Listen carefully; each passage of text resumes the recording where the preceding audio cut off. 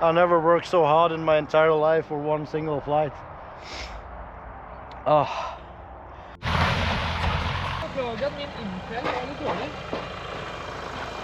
Yeah, this was supposed to be just driving up, small hike, but then the road is yeah, it's broken, so we have to hike, and I have to be back home at 2 o'clock. So I hope we can make this.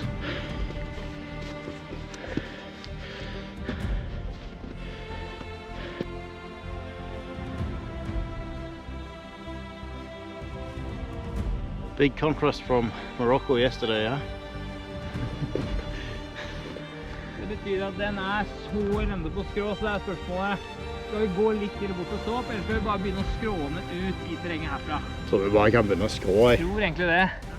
Da ser dere de 2 små granene bak bjørkekrattet foran oss? Skal til granene bak der. Ja, cirka. Der det stykket. Så vi bare skråner rett ut så lenge. Å nei, å nei. Joar har funnet en teknikk. Se den teknikken.